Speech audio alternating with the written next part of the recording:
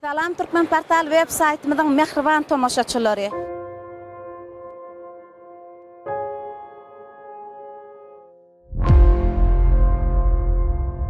Bugun Ashxobodagi qishki o'yinlari sport to'plamini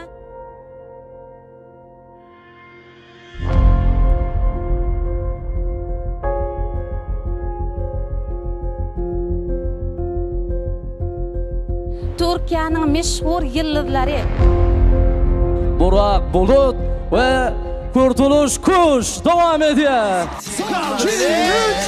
Rastgele yaşadık hayatı durduk gülümsedik yeni hayaller kurduk nefreti görünce açıldı ufkum anladım saatimiz durmuş rastgele yaşadık hayatı durduk gülümsedik yeni hayaller kurduk nefreti görünce açıldı ufkum anladım saatimiz durmuş.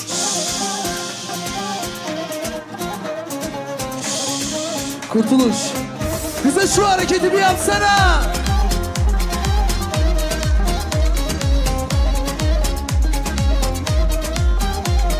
Son gülüşün gözümün önünde sana gitme dedim gittin rastgele. Son gülüşün gözümün önünde sana hep beraber bağıra bağıra söyleyelim. Söyle.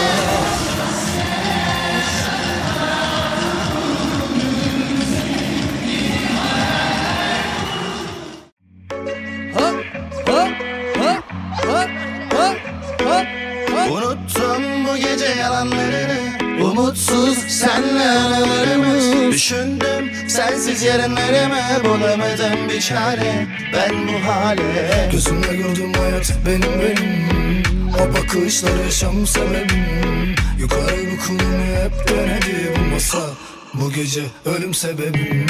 Kaderin cilvesi yer bitirir beni Leyla Mecnun'u dize getirir. Şimdiki aşklar şişe çevirirken masala dostlar kışı geçirir. Kaderde uçta yok kalpte yaralar var hayatım yalandan.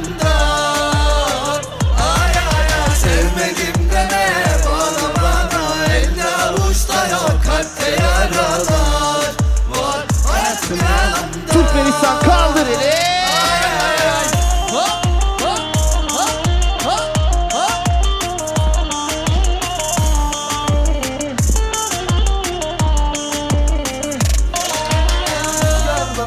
Sert eseri savrulur ömrüm kopar toz toprak. Hep beraber içelim dağıtalım gezelim. Bu gece dolunayız esteli deli İki yaka bir araya gelmiyor benim.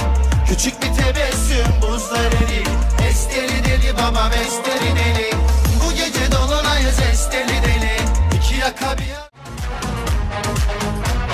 söyle nasıl sevdiğimi söyle. Müftela oldum aşka seninle kayboldum gözlerinde uçurumsun sen bu bedende her şeyi bırakıp bir köşeye yanmaya hazırım ben seninle ateşlerde.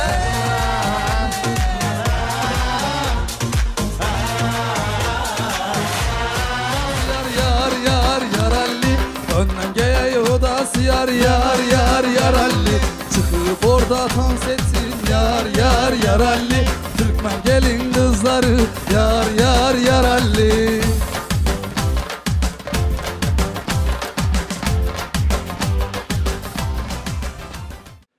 Çok güzel bir Türkmenistan gördüm. Bizleri Türkmen halkına yani sizlere şarkılarımızı dinletmek ve şarkılarımızı sizlerle birlikte aynı yerde, aynı bir ortamda, aynı havayı soluyarak sizlerle birlikte olmamızı sağlayan Kahraman Arkadağ ve sevgili Türkmenistan Devlet Başkanımız Arkadağlı Serdar'a çok çok teşekkür ediyorum. Kocaman alkışlar Devlet Başkanımıza gelsin. Çok teşekkürler. Sizlerle birlikte olmak, sizlerle aynı havayı solumak, sizlerin ülkesinde vakit geçirmek bizim için çok gururlu ve çok mutlu edici bir ortamdı. Çok teşekkürler. O yüzden kocaman alkışlar bizlere değil, bizler için buralara kadar toplanan sizlere ve bizleri sizlerle buluşturan sevgili devlet başkanımıza gelsin. Çok teşekkürler, çok sağ olun.